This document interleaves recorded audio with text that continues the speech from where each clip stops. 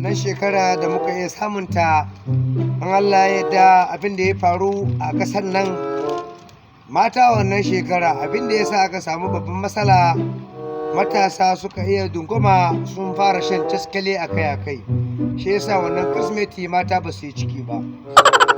yan mata sun koma haka sarak kayansu wannan kokarin gwamnati aka ce in Allah ya sake yarda mutane a ɗaya la'akari da shan taskale ɗaya mafiya biyu yahu uku tunkana wannan manyan sakunan manyan doktoci na Najeriya sashi na 41 muna ta farin ciki abinda kauran Bauchi ke ta kokari ma mutane a shekaran jiya mutane yan mata suka yi kasancewa sun kai 77 amma a jiya sun haɗu kusan 61,000 a lakalgaman na bugoro lakalgaman abinda lawi su me ke mana bugoro lakalgaman kokarinsa ya ci buri na gama tenansa lafiya Allah ya sa daga bayan tenan nan ya je gaba saboda rayuwar lawi sumi yana tafiya daidai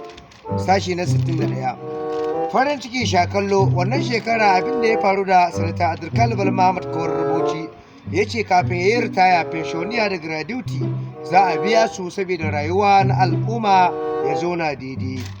sashi na 41 kokarin Musa wakili gida yana ta kokarin gyara al'ummai mu kokarin Musa wakili gida dan yaya karami dan amana babba da ya iya kasancewa ya fara lura da al'ummai za a kawo bishiya na al'umma na ƙasa gaba ɗaya tun saboda rayuwar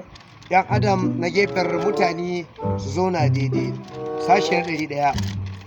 muna ta kokarin Allah ya yarda Mandakson ya sake magana za a iya kasancewa za a ba wa mutanen gidgid za a ba su headquarter na 'yan sanda kokarinmu in Allah ya sake yarda mu Mandakson shi dan adam ne stakeholder ne mai kokari ta al'ummai Allah ubangiji ya kara ma Mandakson lafiya